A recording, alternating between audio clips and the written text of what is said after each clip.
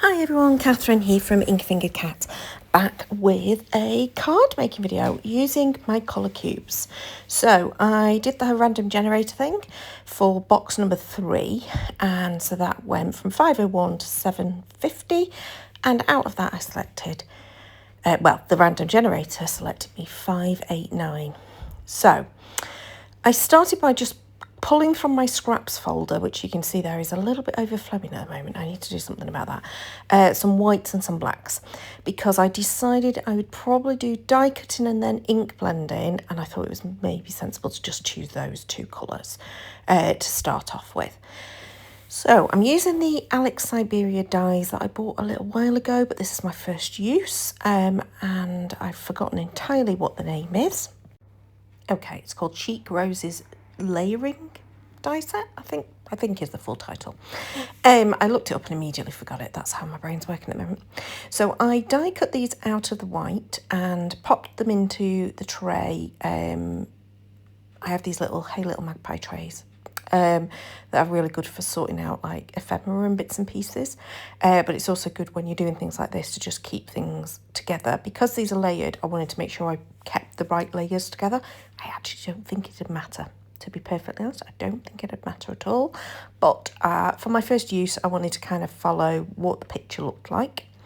Then I die cut the leaves out of black, and then I decided to also die cut them out of white. But you'll see that in a minute. This was me umming and ahhing. I was wondering if I'd got any craft card stock already in my scraps pouch, and that's what I'd gone off to look for, but I couldn't find any, so I didn't end up doing that. I did end up, though, going back and going, no, I also want some white ones, because I want to turn some of them into that sort of like crumb cake, sandy colour that's to the left-hand side of the colour combo. No, to the right-hand side of the colour combo. Brain in gear. I have been a little bit full of a head cold the last 3 days.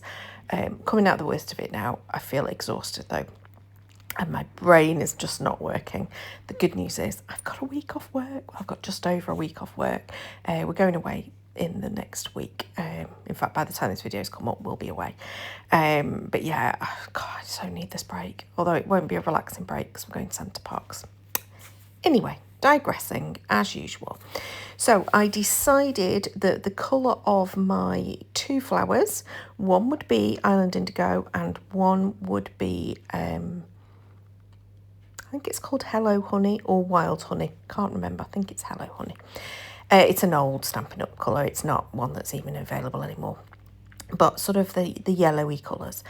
And I decided to use my blending brushes to do each of them. And at first I was doing it straight onto my glass mat, which is really good for blending. But when it comes to these little fiddly pieces like this, it's a bit of a pain in the bum because everything sort of moves around. So I do go and grab, in a minute, once I've done the first flower, first of all, a pokey tool so I can keep these tiny pieces in place.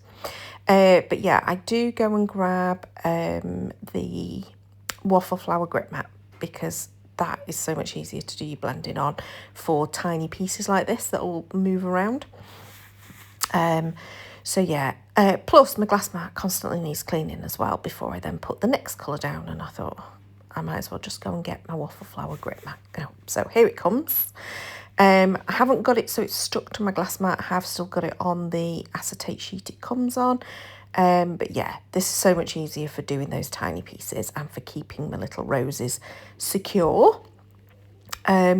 So I did do sort of like blending towards the middle and then a little bit of blending coming in from the outside, and then I went heavier on the smaller pieces so that it would like layer up. Now I am a bit light-handed. I'm not actually, I'm very heavy-handed normal, but I'm light-handed when it comes to my blending, and I don't like to saturate too much colour, which is a bit of a mistake because all these dye-based inks, of course, they all dye back, so they do go paler. So I never end up with the vibrancy that's on the colour cube cards, and that's something I need to think about and work on. I always end up with a sort of pastel version of the colour cube colour combo. It's fine. It's all a jumping off point. Would I have ever chosen these colours for doing this? No, I would not. And do I love the final card? Absolutely. So you'll have seen there I did a bit of splattering with the ink as well. Then on these leaves that are the white leaves, I went with Sahara Sand, and then I darkened up the middle just with a bit of the Vintage Photo, and again went in with just a little bit of splatter. I just thought it added a little bit of texture to the actual pieces. And then I left those to dry for a few minutes and then deciding what to do. So I thought, right, I'm going to actually lay them up, see how they go, and then leave the glue to dry whilst I then work on the background. So I am using the photograph that's on the die set just to understand how they think they should be laid up. Will I ever use that again? Probably not, because I don't think you need to.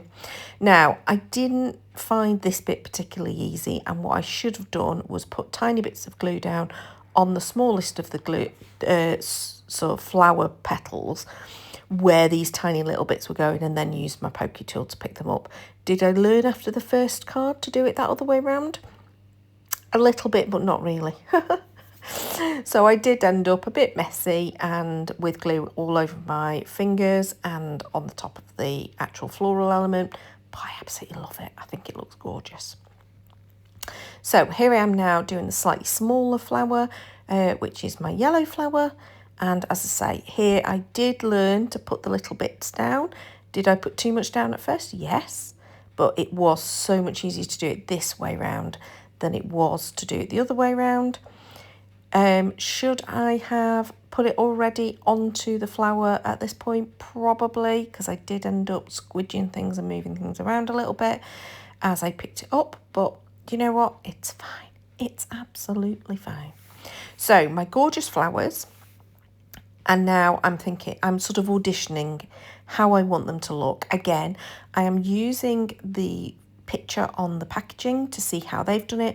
I've obviously added in more leaves than they've done because I think they cut their leaves twice. I did it 3 times. So I do end up with a couple of leaves left over. One goes on the inside of the card though, so it's fine.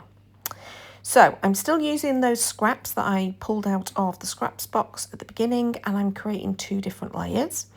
One slightly smaller than the other, with the intention that I'm going to do a background, layer them up, but I'm umming and ahhing about what to do. And this is when this card suddenly takes forever because I decided to do foiling. I ummed and ahed about what background to use. I did contemplate using the scripty background, but I use that quite often. I also contemplated using that sort of filigree one. I ended up changing my mind and going with the stripes. Now, this is an Alex Syberia glimmer plate.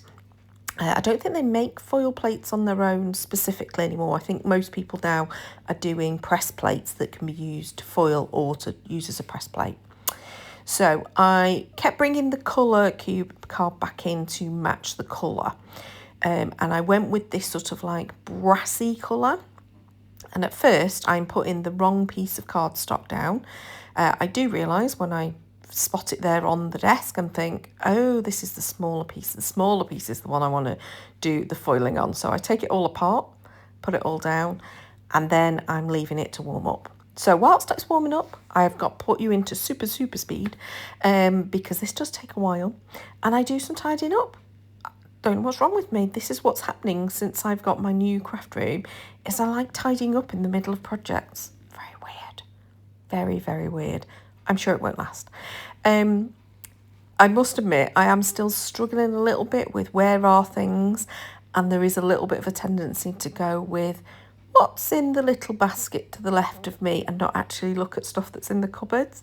So I think, yeah, it's going to take a while for me to get used to the new craft room. And where things are, I'm learning to just grab them. But what I am finding is I love my workspace itself, and I love it clearer than normal. And I was used to working in like literally a 12 by 12 space was what I felt like I always had, because everything was like crowding around me. It's much more open, so I do love it. So the 2 background pieces, one of them I edged with the Island Indigo brush. I didn't add any more ink, I just went with what it was. And the other one, I went with the yellow. And then I did slightly offset them, and you'll see that that foil plate has cut into one of the corners. So I just cut both corners off so that they were at an angle. I think it looks like a nice thing to do. And then again, for some reason, I decided to set them all out on my desk and then realised I was going to have to lift them all up. So this is me now trying not to move them to be able to put the glue down. Didn't work. I end up fiddling around. So they don't quite end up in the right places. And what happens is, like, for example, that brown one, that's the 3-leaf one, just doesn't quite work. And I end up covering almost all of the brown up when I then end up putting my sentiment on later. I did decide that this yellow rose needed to be lifted up, so I'm just using a little bit of foam adhesive. I do add a bit of glue just to make sure it's definitely secure. So yeah, I did add a bit of foam adhesive to that. And then I thought, oh, what else could I use? I'd spotted this Perfect Pearls whilst I was doing my tidying up. So I thought, why not do a little Perfect Pearls splatter? It's not something I use very often, Perfect Pearls, to be honest. But it worked, did what I needed it to do, which was to add a little bit more splatter and also give it like a little bit of shimmer and shine. So now I've got to decide on my sentiment. So I decided I'd been working at this card for quite some time by now. I think I was at about 50 minutes. So I went with easy and decided to go and grab... Oh, apologies, no. First of all, I had to decide on my actual cardstock. That's why I was off camera for so long. I was thinking, why am I off camera for so long? So I went with Crumb Cake. I was looking for a darker brown, but it turns out I don't have any dark brown cardstock, so that's something that's on the list of things to buy. But yeah, I did decide for my sentiment to go easy at first and just went with a ready done sentiment and turned this into an anniversary card. The sentiment was already on blue. I just edged it again with that teal, the Island Indigo, in order to give it a little bit more coordination with the other flower. And now I'm just deciding, do I want to use this Alex Syberia die? And I decided I do. So I went with black for the words and white for the shadow. But the shadow I will edge just lightly with my blending tool with the yellow. But yeah, I pretty much keep it very simple. I love the script on this particular sentiment where it says for you, and it's great because it can be turned into all sorts of different occasions cards. So just by adding that little happy anniversary, I've turned it into an anniversary card. But it could be a birthday, it could be a thanks, it could be a hello, anything really. It's just, I think it's a lovely, generic, easy one. So as I say, I had edged the white background shadow for the sentiment with the yellow. I have cut my Crumb Cake to standard UK size, and now I'm going to add my sentiment on. I am again having to use a little bit of foam adhesive just to bolster that sentiment because it's going to hang off the edge of those flowers, and this is where I realise I have completely covered up all those brown leaves, but I decided I'd done enough on this card and I did not need to do anything else. It was fine, I could cope with that. There is a bit of brown poking through, but you know, just not as much as I'd originally thought. Right, what else do I do? Right, I need to pop an insert inside. This year has been very much about making sure I do the insides of cards, and especially when I use a coloured cardstock, even a light coloured cardstock, I still like to use a white insert. I did edge the insert just again with the Island Indigo ink that was left on the brush, and then took that 3-leaf stem and decided perfect for the inside. So job's a good one, apart from I then think, no it's not, and I want some more embellishments. I genuinely, by this point, I think I've been going for an hour. So I've grabbed some acrylic dots or enamel dots, I don't know what they actually are. They're ones from Hey Little Magpie anyway, and just added 5 of those, and now I've decided it's done. So I hope you enjoyed this. I am missing that sort of like mid-brown colour that was on the colour combination, but I absolutely love how this finished up, and I think it's a really cool card. I'd love to know what you think. I definitely would never have chosen that colour combination if it hadn't been for the inspiration card, so that's the good news. So that's my card for today. I hope you've enjoyed. Please do like if you did, leave me a comment below about what you like, and subscribe to see future videos. there will be more coming up. I'm hoping to film at least one more today. So until next time, thanks for watching. Bye bye.